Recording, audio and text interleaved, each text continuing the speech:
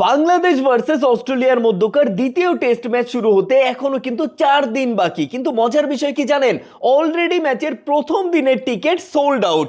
অর্থাৎ স্টেডিয়ামের ক্যাপাসিটি যদি 20,000 হয়, তাহলে প্রথম দিনের 20,000 টিকিটই সেল হয়ে গেছে। অস্ট্রেলিয়ার মাটিতে অস্ট্রেলিয়ার সাথে বাংলাদেশের একটা টেস্ট ম্যাচের প্রথম দিনে পুরো স্টেডিয়াম দর্শক দিয়ে ভরা থাকবে, ভাবা যায়? অথচ প্রথম টেস্ট ম্যাচের চতুর্থ পঞ্চম দিনের টিকিট কেউ কাটেই নাই, কারণ সবাই ভাবছিল ওই ম্যাচটা দ্বিতীয় অথবা তৃতীয় দিনের মধ্যেই শেষ হয়ে যাবে আর ম্যাচটা অবশ্যই অস্ট্রেলিয়াই জিতে যাবে। কিন্তু এই পরিসংখ্যান যখন বাংলাদেশ পুরোপুরি উল্টে দিছে, তখন দ্বিতীয় টেস্ট ম্যাচ শুরু হবার আগে ম্যাচের সিনারিও পুরোপুরি বদলে গেছে। প্রথম টেস্টের আগে যেখানে বাংলাদেশকে সবাই তুচ্ছ-তাচ্ছিল্য করতেছিল, দ্বিতীয় টেস্টের আগে বাংলাদেশকে সবাই সমীহ করতেছে। প্রথম টেস্টের আগে যেখানে সবাই ভাবছিল যে ম্যাচটা 2 দিন অথবা 3 দিনের মধ্যেই শেষ হয়ে যাবে, দ্বিতীয় টেস্টের আগে সেখানে দ্বিতীয়, তৃতীয়, চতুর্থ দিনের টিকিটও মানুষ অগ্রিম কেটে রাখতেছে। আর প্রথম টেস্টের আগে যেখানে সবাই অস্ট্রেলিয়াকেই বিজয়ী ধরে রাখছিল, দ্বিতীয় টেস্টের আগে অস্ট্রেলিয়া হোয়াইট ওয়াশ হয়ে যায় কিনা এইটা নিয়েই আপাতত মানুষ ভাবতেছে।